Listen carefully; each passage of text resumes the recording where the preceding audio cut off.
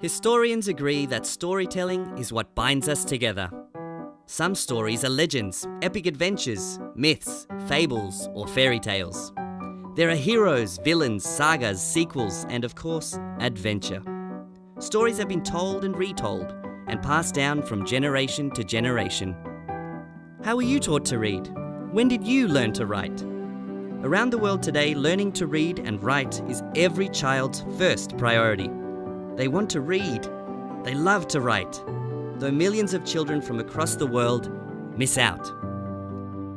As technology becomes cheaper, we are seeing it emerge in disadvantaged schools across the world. Grants and programs are putting devices in these classrooms, but it will be what's on the devices that keeps them there. The World Literacy Foundation supports thousands of young people in developing countries, providing them with support and resources to increase reading and numeracy skills in the classroom. Our flagship program has been running for over 10 years. We take second-hand books from across the world and bring them to schools and communities who need them most. So what's next? The Literacy Playground is an online resource that helps students create their own stories. The program is simple and easy to use. Drag characters onto the screen. What's your name? Then create a scene. Who's that on the moon? From here, the adventure begins. You can make as many stories as you like, and this technology will assist with your spelling and grammar. You can then share your stories with the world and read stories from other terrific authors.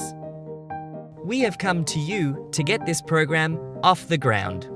Your funds will be used to build the storytelling software and implement it in trial schools across the globe, including Kenya, Pakistan, Mexico, Australia, and the USA.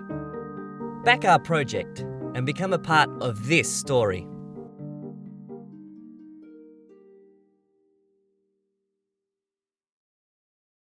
Hi, I'm Andrew. I'm the Chief Executive Officer of the World Literacy Foundation.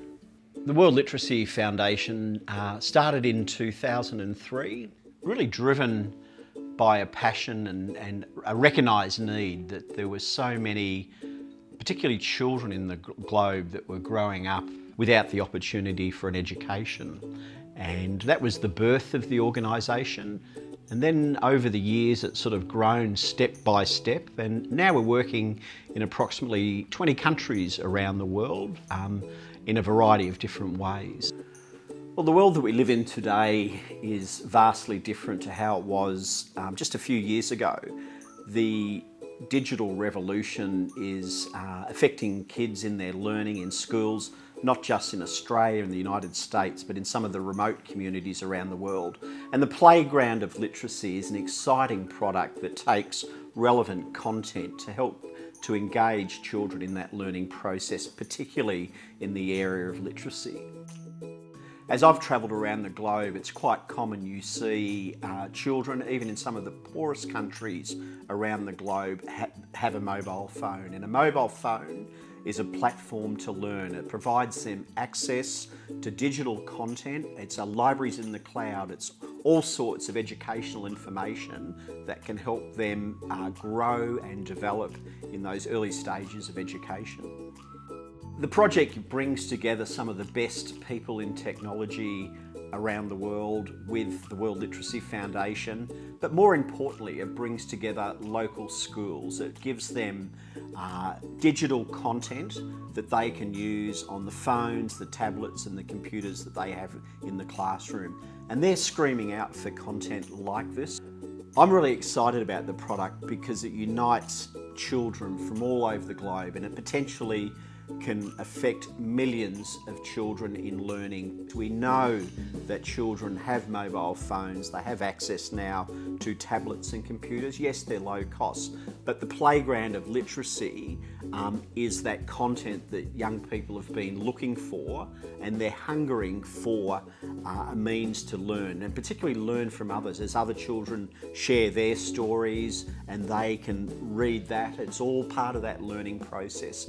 When you think about how much you can contribute to this project, I just ask you to think of 9-year-old Sarah in Nigeria, out in Kano, which is on the border of Niger. I was there a few years ago, And in her school, she has a computer but no content.